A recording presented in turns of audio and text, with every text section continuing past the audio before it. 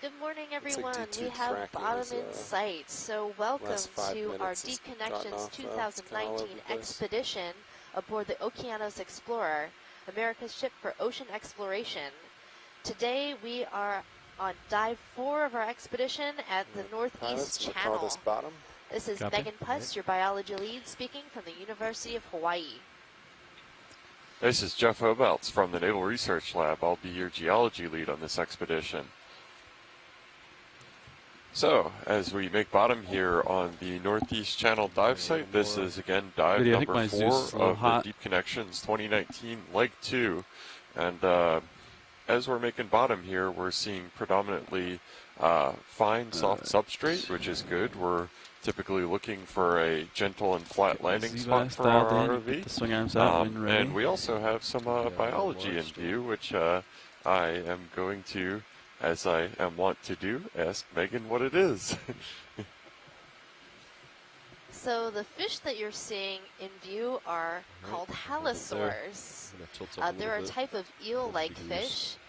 They have this eel-like body plan that makes it more efficient for swimming, uses less energy, and they are showing their typical swimming posture with their tails in the water column, heads pointed downwards, and gently video, you can zoom in on the fish. Above bottom.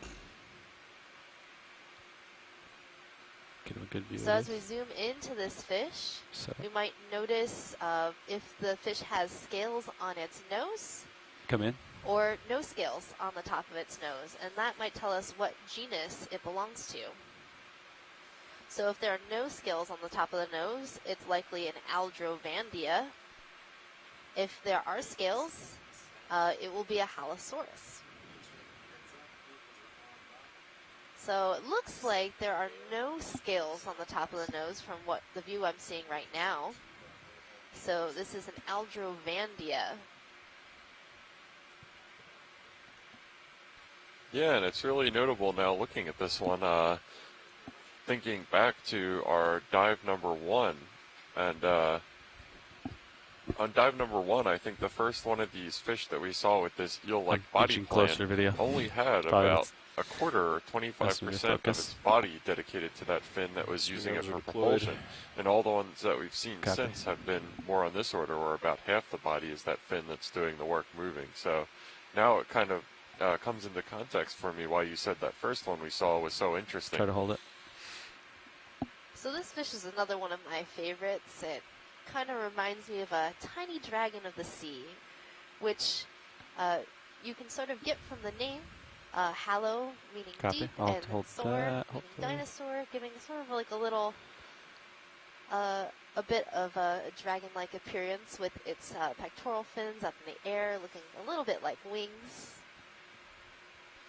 You do have a lot of favorites, Megan. I hope you don't tell all your favorites about all your other favorites. They know I love them all. Probably good. We're all set up. I can have many favorites. And I am noticing in the soft sediment a large number of protrusions, tube-like protrusions out of there. Do you have any inclination what that might be? 045 looks they good. They appear to be possibly a polychaete tube. A lot of animals build tubes in the sediment, and polychaetes are one of the most prevalent ones that will build these types of tubes. Yeah. So kind of similar to the polychaete worms that we were seeing yesterday, but in the vertical instead of horizontal orientation? That's exactly right. Go for a 30-meter move. They could also be some type of foraminiferous spirally things that we collected 30 during meters at 4.5? Yesterday's dive. Copy that. And is this a rat tail that we're looking at right now? Ahead of me already, so. No, this is a morid fish, or a codling. And this one is, I think, Antimora. Copy.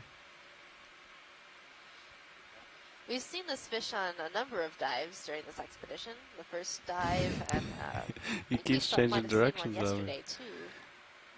But definitely on the second dive. Yeah, I think this was one that we saw yesterday in the lobster trap that we couldn't get a positive ID on because we didn't see those barbells. Is that correct?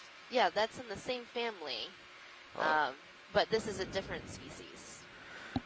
All right. Fun vertical ascent from one of those halosaurs as well. Yes, yes, definitely do. And if we were to zoom in on the belly, you could see the different scaling patterns it has.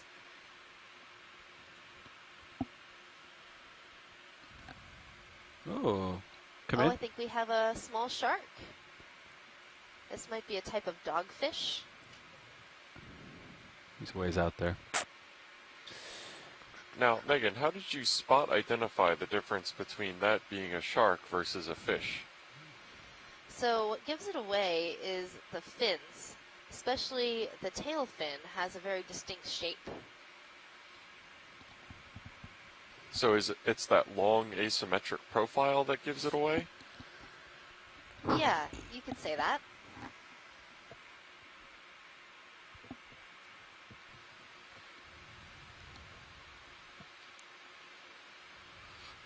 Yeah, it looks like as well. Yeah, we've got got that. a fair amount of current down here in this location. You can see the particles of sediment and marine debris going by There's the a screen. large fish in the background. I'm getting closer. What kind of fish are you? Let me know. I like how I keep moving in forward to see if I can zoom it with my Yeah, eyes. you come in video. Kind of at the end of my lead show. Can we get lasers on that, please, pilot? Yeah, lasers are coming on. We're gonna have to zoom out to see the lasers. This is a pretty interesting fish. Hold that for a couple seconds, and then we'll get lasers. I'm trying to think what family it might belong to. It's almost all tail. Yeah, it's mostly tail. So Dougal in the chat room says that it's or I'm not sure whether that was the shark that we saw before is a lantern shark, or I'm not sure whether that's referring to this one. There's your lasers. No, the first, I think the shark he's referring to was the one I identify as a dogfish, but lantern shark is a name that it could definitely be. Got it. I think he's right. I think we splashed lasers on it, so I'm going to turn the lasers off and then try to get a full view of him. Yeah, thank you. I think we got a scale size. And it looks like from the lasers that flashed over it, just as a reminder for anybody who might not have seen dives before, those lasers are 10 centimeters apart, always on the screen. A lot of times the perspective can be a little bit misleading down here. Everything looks really big when it's on a big screen in front of you, but that gives us kind of an absolute sense of scale. So it looks like from the lasers that this specimen is probably maybe a little over 50 centimeters, if I had to, 1, 2, 3, 4, 5, 6-ish. Yeah, so maybe 50 or 60 centimeters, so decently sized. And again, in our chat room, Dougal Lindsay, expert scientist on shore, identifies it as a lantern shark. So this fish that we're seeing right now is a type of gadiform fish. So it has, again, that long eel-like body form, and I think it might be in the family Mocuridae, the rat-tail fishes. So lantern shark is a misleading common name. Oh no, he was talking about the other animal that we just looked at, the shark, the small one. Oh, okay, so it wasn't a dogfish, it was a lantern shark. This is in the Moridae family. Okay. The Mocuridae. Okay. Can't trust me with biology. You're doing pretty well for a geologist. Kudos there. These animals, it's hard to remember what everything is, and that's a good use for our deep sea animal guide, which you can find on our website at oceanexplorer.noaa.gov. Let them swim off. So you can try your hand at trying to identify these organisms. That's what I'm doing right now, looking through our animal guide to see if there are any matches for this fish that we're seeing.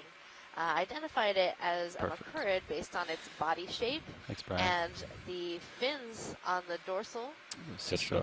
Its dorsal fin pointing upward. Copy that, co-pilot.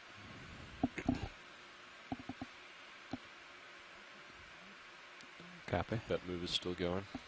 But it's not a genus that I'm familiar with. There it is. Thank you, Bridge. So maybe another person might come along later today. We have a number of experts on shore that know these fishes really well. You're going for the Sea Star video. Give video. us a better ID. Should we go for another one? Yeah, and that the field guide from the Okeanos program and the Office of Exploration Research. Video coming on Sea Star. hopefully after the 2019 field season, that'll be populated with Atlantic species as well, and that'll be especially helpful considering that next year in 2020 we're shifting our focus further east in the Atlantic to the Mid-Atlantic Ridge region. So hopefully there will be some commonality in species that we see here and there next year. Right now, we are zoomed in on a sea star that only has 4 regular-sized legs.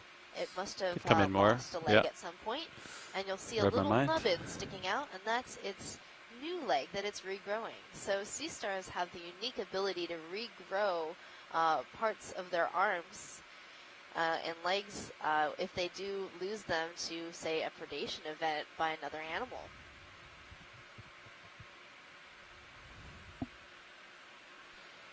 And it's interesting, too, to note that this is, we've been on bottom for maybe 5 minutes, and we've already seen a sea star when I don't believe on our entire dive yesterday that we saw a single one.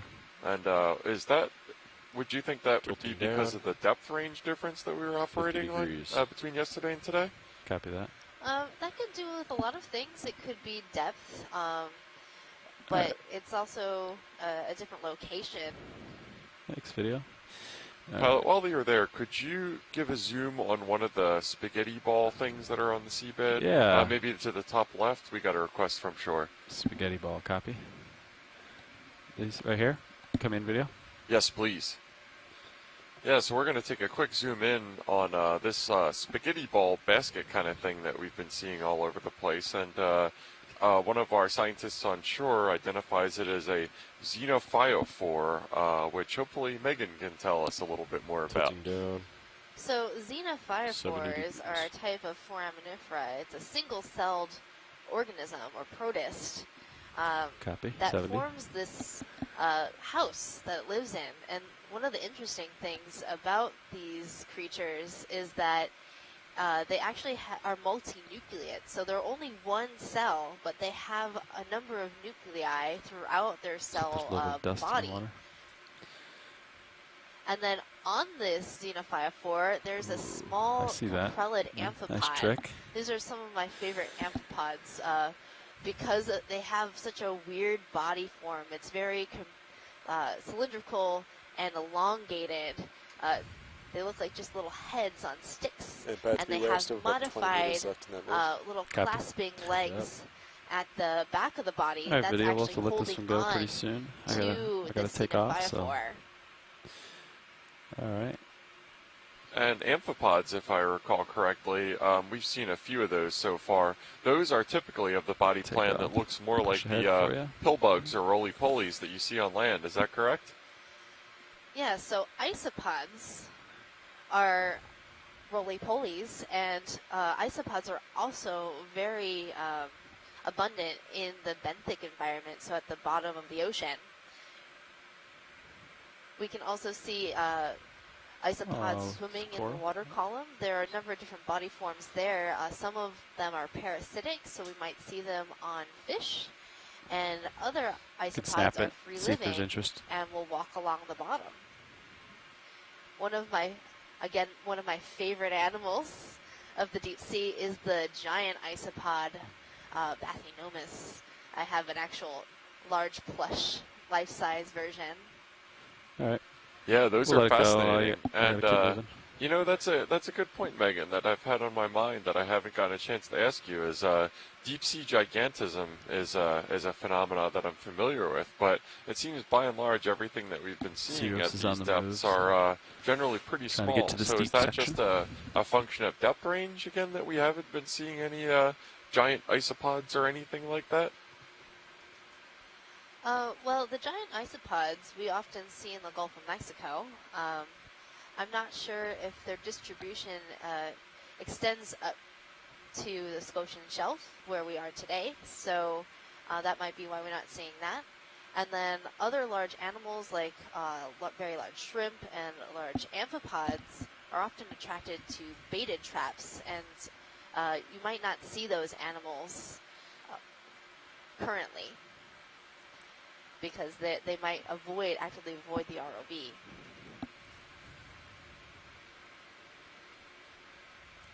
Up. 5 degrees. Copy.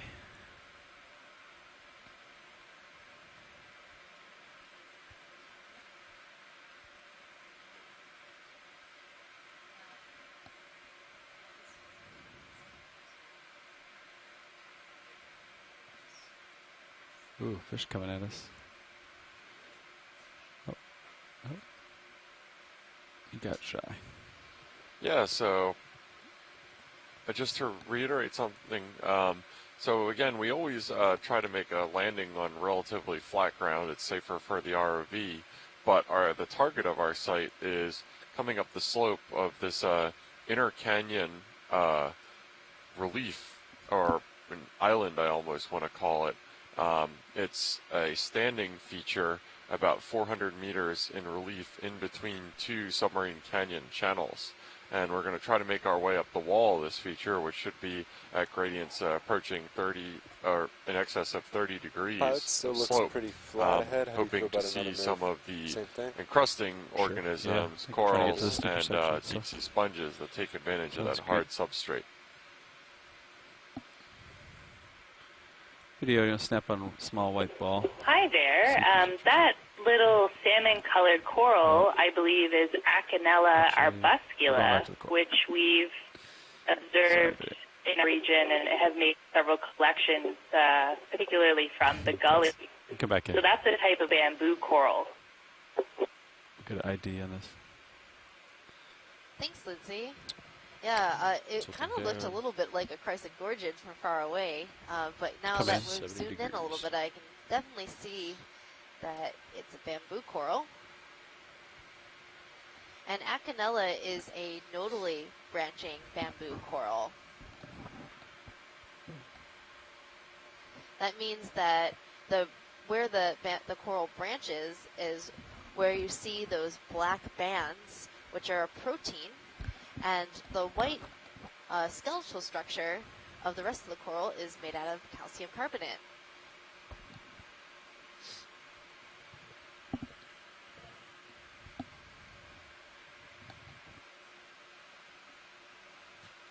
And we also have a few associates on this coral. So we're seeing some anemones that are wrapped around the branches of the coral.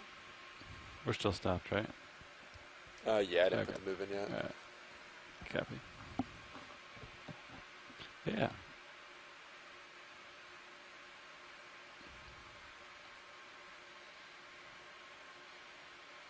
And this is a good example of your tube structures that we saw earlier with an actual animal sticking out of it. So this is a type of polychaete worm, similar to what we were seeing yesterday, but this is a completely different family of polychaetes that have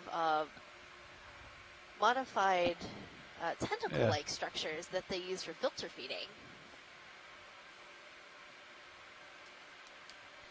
Really interesting. So even though this is fairly similar to the polychaete worms that we were seeing yesterday, it looks like this organism's life strategy and survival strategy is more similar to the sea pens that we were seeing yesterday than the scavenger polychaete worms that we observed in the horizontal tubes yesterday. Is that correct?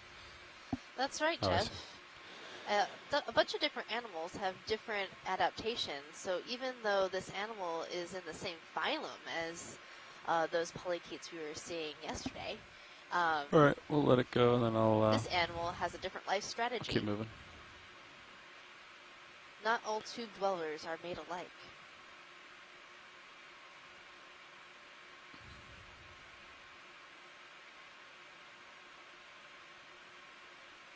Copy. Thanks. Yeah, and we've got one of those sea stars or those brittle stars doing a nice luxurious stretch to the lower right. It's important to get your plyometrics in. Yeah, those are brittle stars walking along the bottom. They can actually move pretty fast if they want to. I've seen them, make up a bit of ground. I didn't believe you on that before, but if there's one thing that I've learned from this expedition, it's never to underestimate any echinoderm speed. Very true. There's another sea star, I believe, coming up.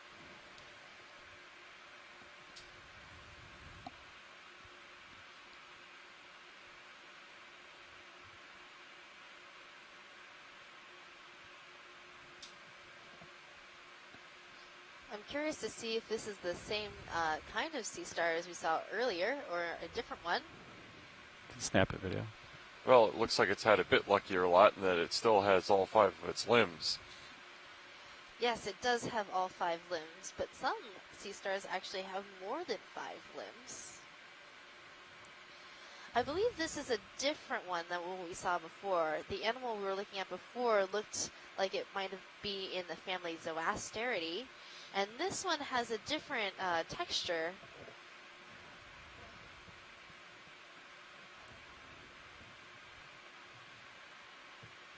I'm going to look at the animal guide and see if I can find another picture that might look similar.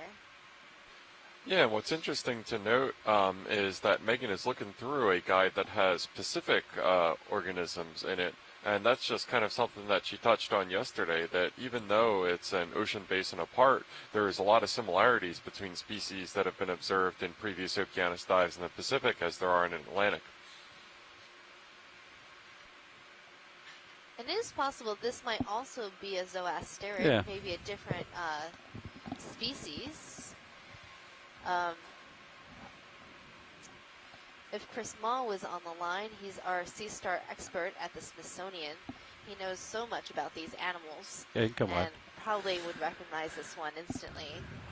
Get back under Sirius. Get another move in and get towards the hill.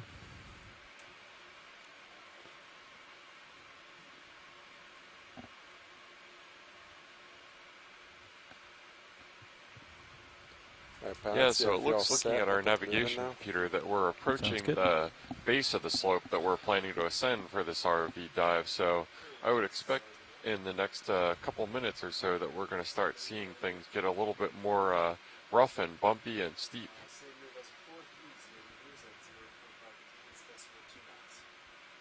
Yeah, so the dive plan for today is to make our way to the slope. And hopefully with these steep slopes, we will see an interesting community of deep sea sponges and corals. Just a quick. Yeah. In view right now is a type of deep sea shrimp. The shrimp is relatively large. It's in the family that starts with an A. Let us swim off.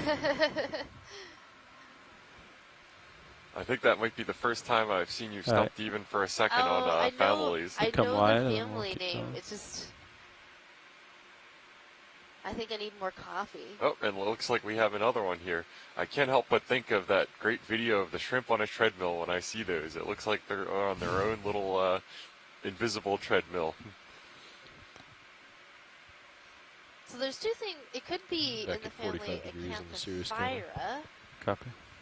They often sort of swim in an awkward spiraling pattern, or what's more likely is that the shrimp is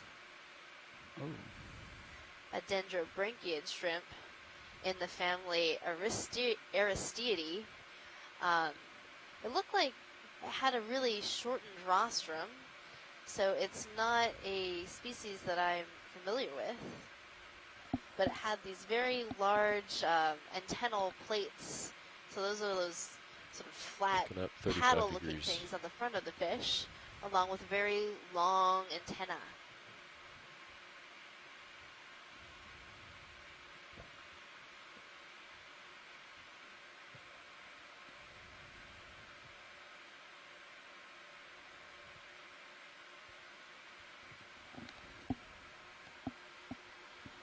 Yeah, Watchley, just to be clear, we're going to keep moving uphill and then stop and zoom if you call something out. Okay, pilot.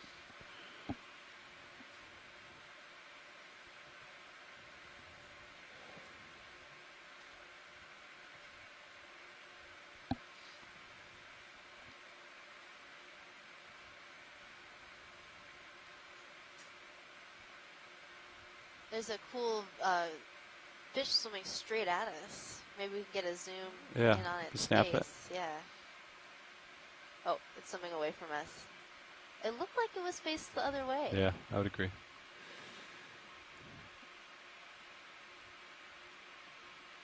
Some fish might take that as an insult, Megan.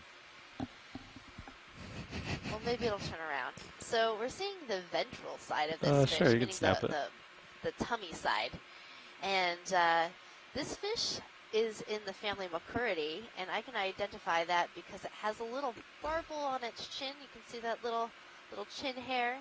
And also the fins are very distinctive, and it has a very long tapering tail. And if it turned a little bit, you'll start to see the dorsal fin along its back. Yeah, it's a really good look at a ventral side of a fish of the type that I think we've only seen on these dives so far yesterday, where that unfortunate fish had been caught by an enemy and was therefore belly up and quite involuntarily doing so. This one just seems to be meandering his way through, and we were just fortunate enough to capture this nice angle that we generally don't see.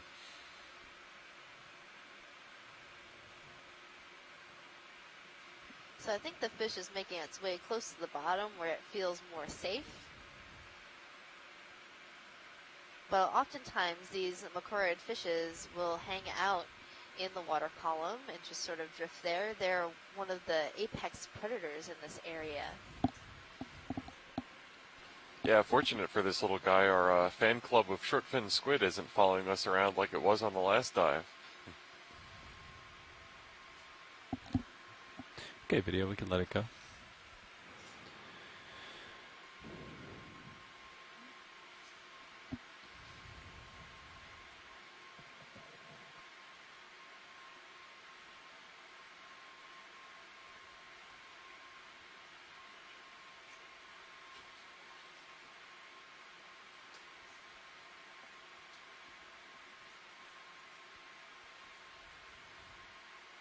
I wonder what that yellow tube is. I had my curiosity as well. It's sort of a interesting shape and color.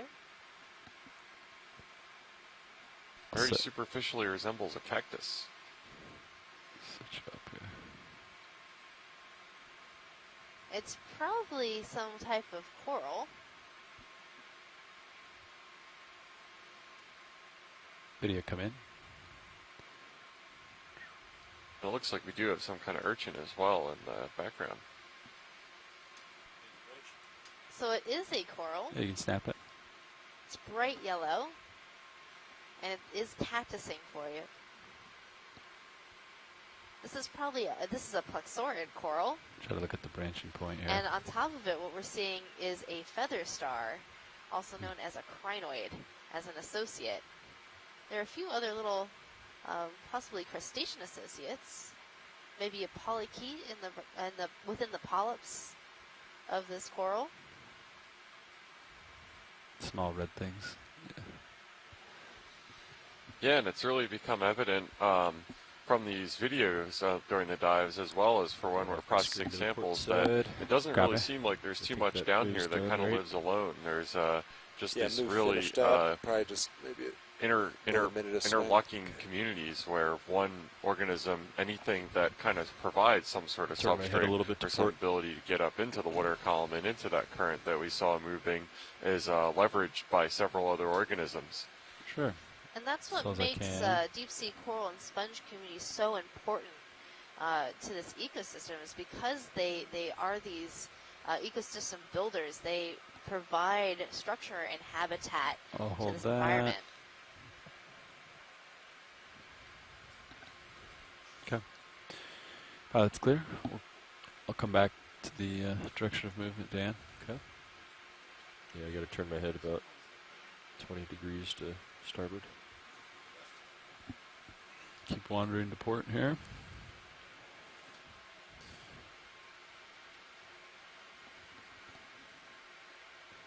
Copy that. And as pilot centers, our pilot's ready for another move. Same one. Yeah, I'm ready. And it's really interesting to note that, again, in this area, before we reach the base of the slope that we're ascending for this dive, the bottom substrate is really similar to the community we were seeing yesterday, but because this is over 1,000 meters deeper than we were looking at yesterday, the community seems almost entirely different. And that's to be expected. So changes in depth are definitely coincide with changes in the community.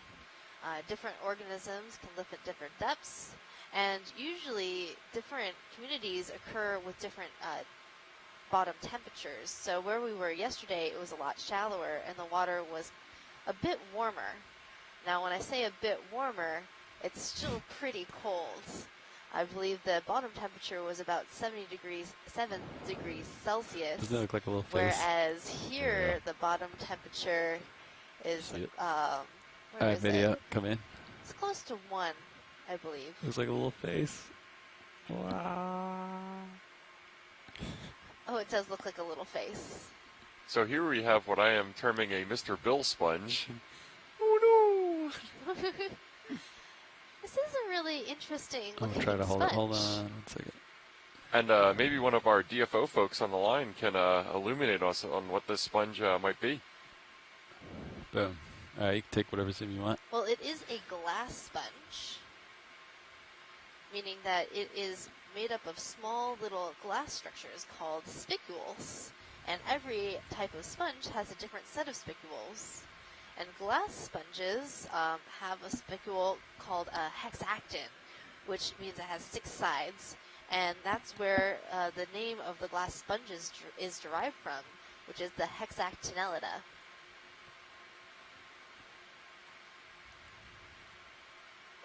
Yeah, this one is stumping us here at BIO.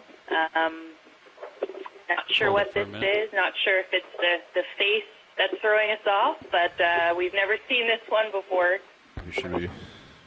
Thank you for that. Would you want a collection on this one?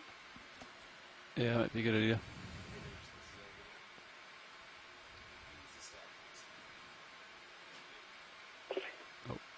Sure, let's do it. All right. Pilot, can we get a collection on this Absolutely. specimen? Video, come on. We are going to take this sponge and its eternal scream of agony on board with us. I'm sure nothing bad can come of that. Oh, Jeff. Well, if I was going to make an educated guess on what kind of sponge I think this is, I would say it was in the family Pheronematidae and possibly Hylanema, or the family Hylanematidae. So, Pheronematidae, Hylanematidae. The Hylanemas are have different type of stalk. Like, they have these long sort of spicules that can grow into the sediment. And maybe this one sort of tilted over. But they also sometimes have these open osculum area, and that might be what we're seeing. So I'm going to show you some pictures. Should we suck it up, or should we Let me see cradle? What you think. Yeah. So it's not as open as some of the other ones I've seen. Right, yeah, that one doesn't look like it has the clearly defined osculum that the specimen we're looking at right now does. Well, that's just Pilot? my wild guess. Go ahead, Pilot. Yeah, so for sampling this, I see depends on the size. I think I'm going to try to grab it and cradle it gently without crushing it too much. Yeah, that would be good. It should just pull right out of the sediment like a flower. Understood. All right. Video can come wide. And then so this sponge up will there. be soft, so we need to be relatively gentle with it, but it's not going to crunch like the other sponges that we've collected.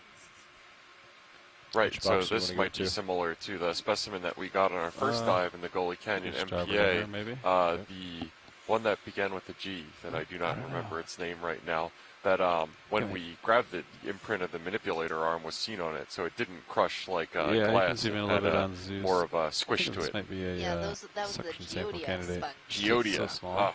I knew it was something like that. Yeah, up to you. Watch lead, Pilot. Go ahead, Pilot. Because it's so small, and I'm going to give it a touch and see how squishy it is, I'm concerned that I'm going to crush it with the titanium draws.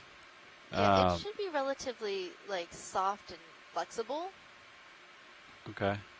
But you might be able to, if you dig deeper into the sediment, it should be on a stalk, if I'm right. Okay. So you would recommend grabbing it over using the suction sampler to kind of use the tube to get it, to pull it in, or? How about you just try to nudge it a little bit, like put your manipulator into the sediment right near the base of it, and I'm thinking you'll be able to hook it on the, in between. Yeah.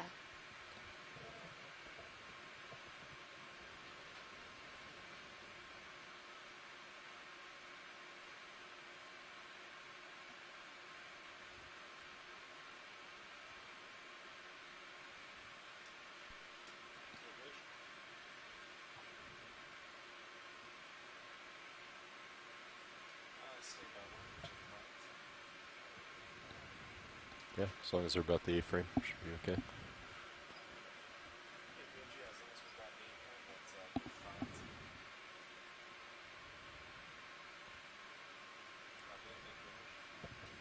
Sean, if you can help me keep an eye on Sirius. Looking down 90 degrees. Should be pretty much stable now. But yeah, copy that. Okay, so I think the stock, there's the stock. Oh, there it is. Yeah, see it? It's like right behind the jaws, kind of on the far side there. So, do you want me to try to pull this? I'm just using it to, yeah, just to see the stock. There it is. Okay. Okay, so would you like me to kind of trim it off or like pull the stock out with the sample here? If you could pull the stock off with the sample, that would be good. Okay. You want me to open the drawer now? Yeah. Yeah, so bear with us as Megan and the ROV pilots confer and discuss the best strategy for retrieving the samples. We have a number of tools at our disposal for doing this, and so it's just about finding the right tool for the job for getting the sample as intact as possible on board. Does that look okay, watch lead? That's perfect. Okay. That's really incredible. I managed to grab the whole specimen like that and had the stalk beneath the substrate, just like Megan said it would. And I think we're going to get, I shouldn't jinx it, but hopefully a great collection. It's very precariously in my jaws. Yeah. Just trying to be very gentle with it.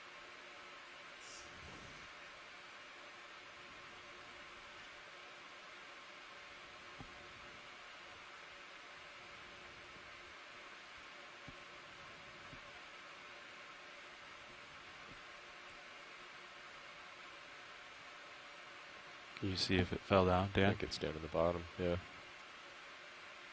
Okay, I'm pulling the jaws out. Okay, I think it's in.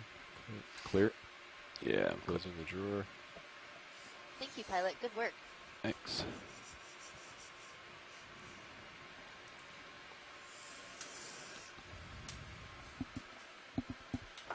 Fantastic. Now that we made a full collection of that, and thank you for our awesome ROV crew for making that happen. I think we're going to continue on our way to the base of the slope and the ascent. Taking my rotator back. Oh, wait.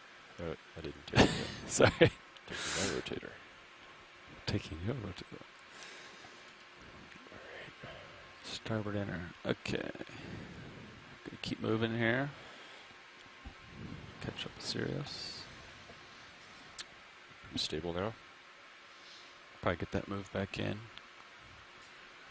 Heading change right now, but once we're done. Understood. Well, that was a pretty great sample collection. Ooh, is that and the most interesting looking highly pneumatid sponge I have seen in a while. Most expressive sponge I've ever seen, and it's not even close. What is that? I'll try to splash later. Check out this shark. Looking right at us. I'm going to kill lasers to get the video. This looks like a very curious one. Wow. Giving us the close swim by. And is this a dogfish, Megan? Yeah, it might be a dogfish. I'm not all up on my common names for all of my sharks. But we can look through the animal guide. I think something similar is in the animal guide. His dorsal's so far back. But the thing I love about sharks is their skin. We got that really nice view of the skin as it was swimming toward us. And they have a really interesting skin texture that helps them swim through the water more efficiently. And competitive swimmers have worked on designing a swimsuit that works in a similar way to shark skin in order to improve their swimming times. Yeah, that's fascinating. That's something that I've experienced as well in a biological oceanography lab. When we had dogfish specimens, you stroke the skin one way and it feels smooth, and then you go back the other way and it's really rough and rugose. And that's the function of a lot of microscopic, or maybe not microscopic, but just very small hooks on the surface of their skin. Thanks, video. I'm pretty much lined up on 045. Okay, I'll turn back to the direction of movement here. But that shark does look a little different than what we saw before, the lantern shark.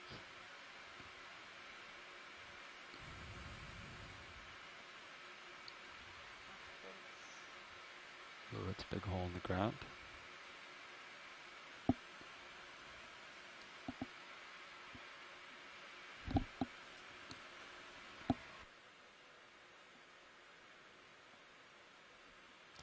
It looks a little like this one. Camera's at 45. Copy. All right, onward, forward. Perhaps, yeah, the face shape looks very similar to a Pristerus. See Jared ripping around in the small boat out there. Nice. I think Well, it was a really great observation in any case. Get some photos. Yeah. And the more, like, every time we come out here and we see something, I learn so many new things every day. Tilting up. And it's been Camera's really at 40. great getting more and more knowledge about the Atlantic animals, especially since I've been focusing so much on Pacific animals. And there are a lot of similarities, but there are some differences. And it's great to see these different communities. Yeah, we get paid for this, Megan. It's pretty awesome. It is.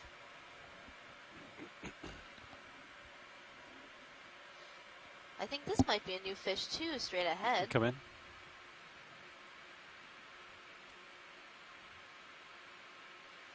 Yeah, this is a eel in the family Synaptobranchidae. Go for the head, I guess. I was learning a bit about these eels, and one way to identify them is based on the face shape and the origin, or where the dorsal fin starts along the body.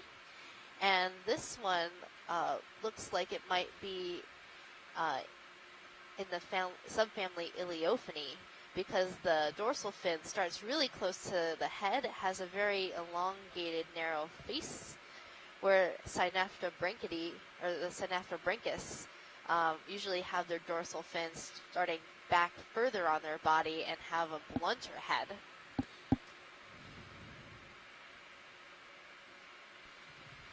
That's some really good field IDing, Megan. A little steeper, slightly.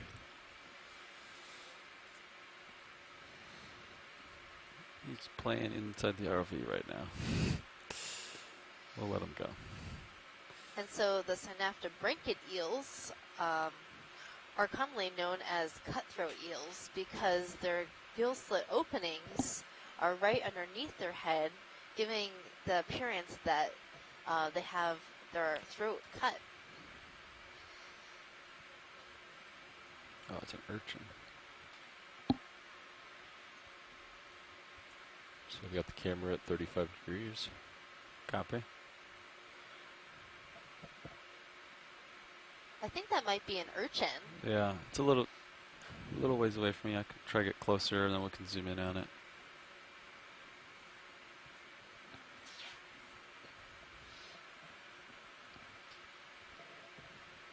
So we're seeing a white, possibly a pancake urchin. Pretty sizable. It's a pretty large animal. So right now you're seeing the lasers on the screen, those two red dots. And those dots are 10 centimeters or 4 inches apart. And this urchin is a pancake urchin. You can tell that because it has these little hoofs on some of its spines. You can zoom in, fill the frame. Yeah, those are really distinctive, Megan. And I remember a couple days ago when you showed me a video of one of those gracefully galloping across the seafloor, and another one that can really move. And another interesting somebody has an open mic. fact that was behind the origin of the name of pancake urchin, the common name, from Chris Ma, on one of our scientists on shore, is that their test, or the skeleton of the urchin, is supported only by hydrostatic or water pressure alone. So the first numerous specimens that they brought up with this was via deep sea trawls. Yeah, I still hear that they open brought mic. those on board, they had already been collapsed because that water pressure wasn't enough to hold their shells up. So everybody started calling them pancake urchins, and it was only when we were able to start observing them in their own environment, such as we're doing right now, that we can see that they're not naturally pancake shaped. They're more of kind of like a dome shape, kind of a maybe a Dutch baby pancake instead of just like a regular pancake of the variety I had for breakfast. How far are we through that move? I love your actually, use it's of complete. food analogies. Yeah, maybe I should finished. Right. Yeah, about a minute ago. So. Okay, we should be fine. Although I haven't had a Dutch baby, it is on my list of foods to try. You got to try them, Megan, and they deflate quickly, kind of like a pancake urchin once it doesn't have the weight of water to support it. So get them while they're hot. Good advice. It's like a forest.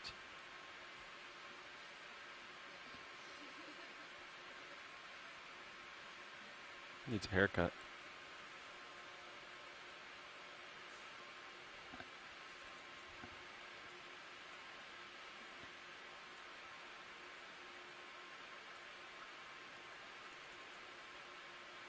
Copy. And pilots, looks like slope might be a little steeper, slightly. Yeah, and this specimen seems to be quite comfortable where it's at right now, so it doesn't look like it's going to exhibit the use of those little hoofed feet to ambulate across the seafloor, but Alright, thanks video. The videos are majestic. Running at 035. Copy that.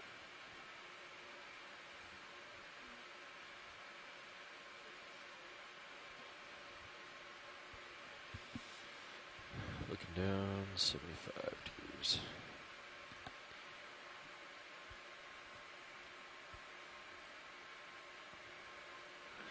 Continuing to explore here. And pilots ready for another move, 30 meters at 035.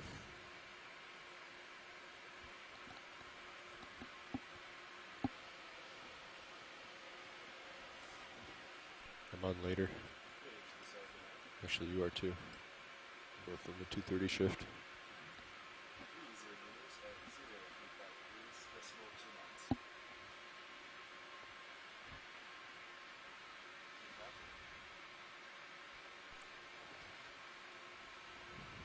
Pilots that move just went out. Understood. Those xenophyophores keep on fooling me into thinking that they're small pieces of rubble or debris. I keep on thinking that we're into rock territory. Getting excited. False alarm. Well, xenophyophores have been found to be some of the most abundant organisms on the sea floor in some areas. Yeah, it looks like slope might even be a little further port. And Megan, you said that those are foraminifera, correct? Yes. There's a giant hole? This is interesting. Huh. Pilot, can we get a zoom on that hole? Yeah, absolutely. Sorry. Yeah, we're gonna take a peek into this little hole here. This is a distinctive looking depression in the seafloor. You can zoom in partial if you wanted to lose It looks to be about 20 centimeters across, and this is in fine-grained sediment. It's a nice cross-section of the bedding that we're seeing right here. Megan, do you suspect that this is biologically related? There is a chance that it could be biologically related. I was about to ask you if you thought it might be some sort of geological I don't know if they got that low, formation. maybe escaping water, salt. You were telling me about the salt geology. But it could also be maybe a feeding scar from a whale. Yeah, typically when you see something like this, if this was a fluid migration pathway, they tend to form a bit more symmetrical depressions on the seafloor, and also you would see a kind of halo, a raised halo around them of the sediment that was displaced by the fluid and gas that was coming through here.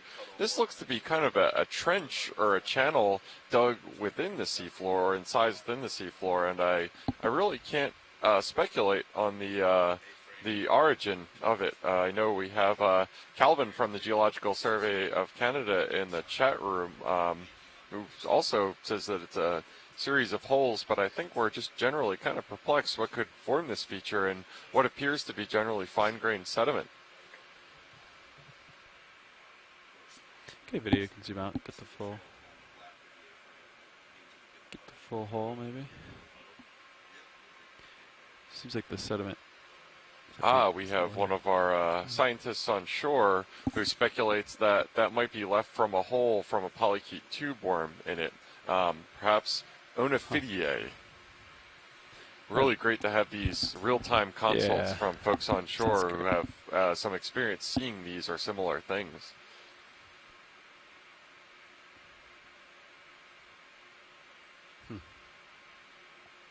Next video.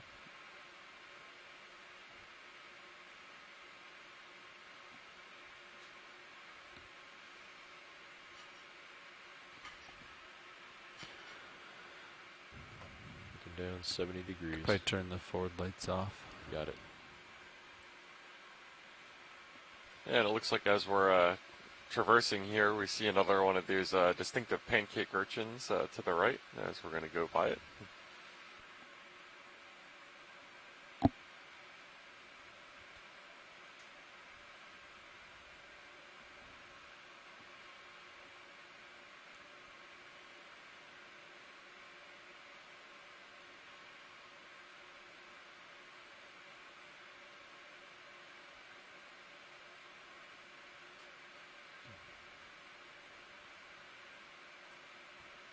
Might be a rock up here. There's something dark out there in the distance.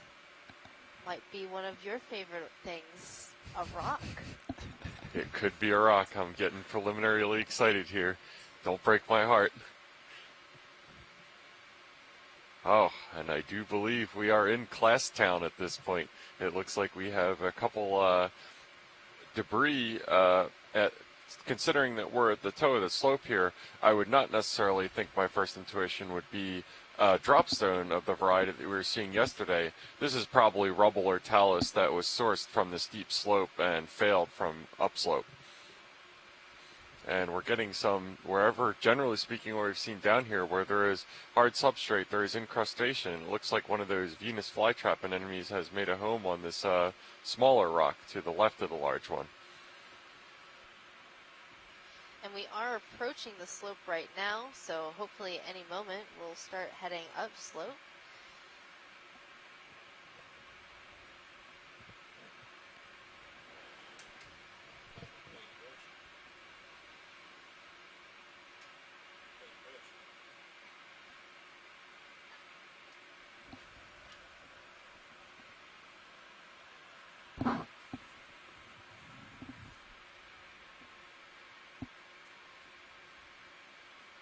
Yeah, we have another one of those graceful galloping shrimp making its way across our field of view right now.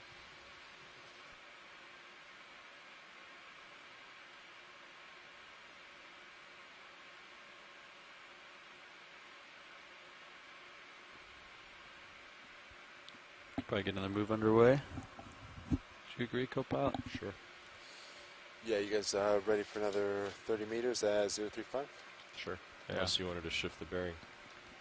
I actually think while we're approaching the slope, I would just like to make a note. This is completely outside of the general foray of our ocean expedition research, but I would just like to note that on as of today, two of the ship's officers on the Okeanos Explorer, Brian Caldwell and John Kachengo, that we would really like to thank for their great service, and will be promoted this afternoon. We're going to have a ceremony, I believe, at 1400. So that's really exciting. If any family and friends or anybody happen to be listening to the stream, congratulations.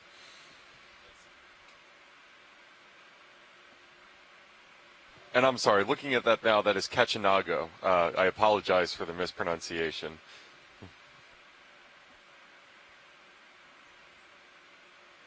Couple more urchins hanging out.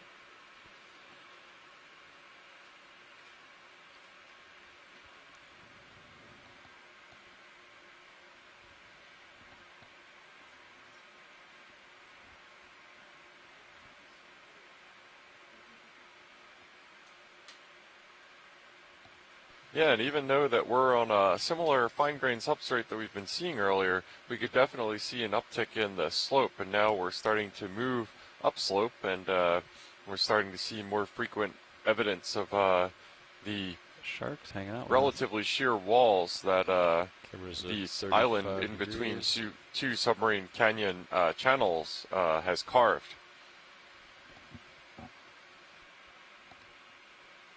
And we're seeing another lantern shark swimming by. They're super adorable. How's our progress, Sean? Are we going if too you can't fast? Tell, I really love all too of slow? the animals. No, I think we're at a good speed. Okay. Because and then I think we're seeing a pseudoanthomastus. Can we zoom in on this soft coral? I think, Absolutely. I'll get you closer video. So Tina Molitsova from the Shirshov Institute in Moscow is one of the leading experts in some of these soft corals, these anthomastus corals. So I know that she might want to take a look at this one. Could frame it up as I approach.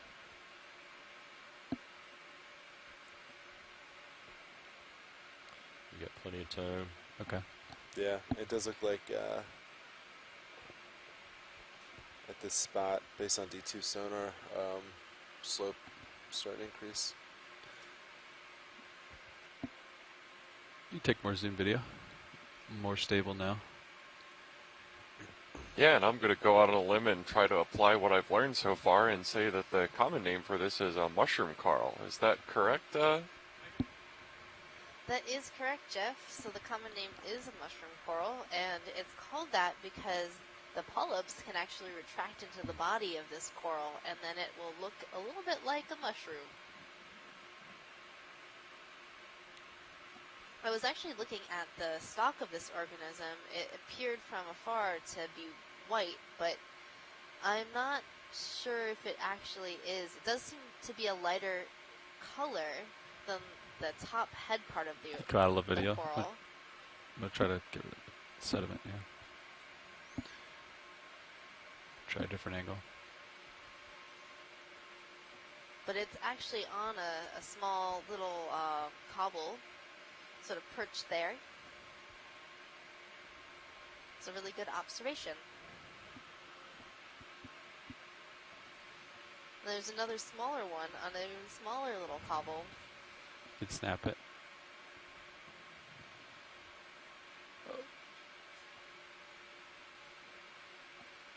And surrounded by some brittle stars. So that's anthomastus, a type of mushroom coral. You come out video. I think 50 degrees, a cloud of sediment blowing through here. Yeah, Tina Molitsova agrees that she thinks it is a pseudoanthomastus.